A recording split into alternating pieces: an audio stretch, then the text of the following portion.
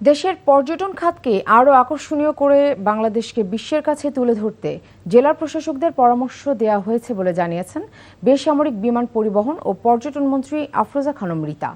রাজধানীতে ওসমানী স্মৃতি মিলনায়তনে জেলা প্রশাসক সম্মেলনের দ্বিতীয় দিনে সাংবাদিকদের কথা জানান তিনি।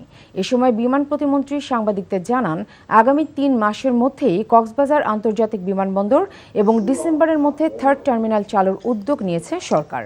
বাংলাদেশ বিমানকে ঠেলে সাজাতে আরও ১৪টি বোয়িং কেনার স্বাক্ষর করেছে এবং আরও কিছু বিমান সরকার লিজ নেয়ার কথা ভাবছে বলেও জানান তিনি।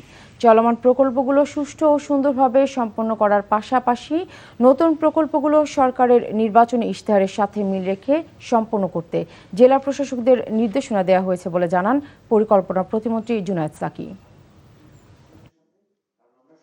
উদ্যোগ নেওয়া হয়েছে ঠাকুরগাঁ, তারপরে আমরা বগুড়া আমরা 7 তারিখে বগুড়া যাচ্ছি দেখার জন্য।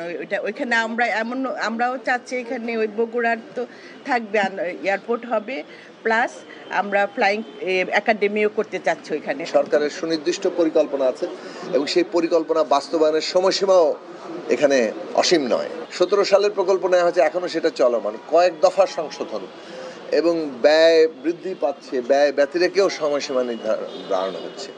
এইসব ক্ষেত্রে যে বাধাগুলো হচ্ছে, কেন প্রকল্প যথাসময়ে এবং সাশ্রয়ীভাবে আমাদের বাস্তবায়ন হয় না, সেইগুলো আমরা চিহ্নিত করার চেষ্টা করছি।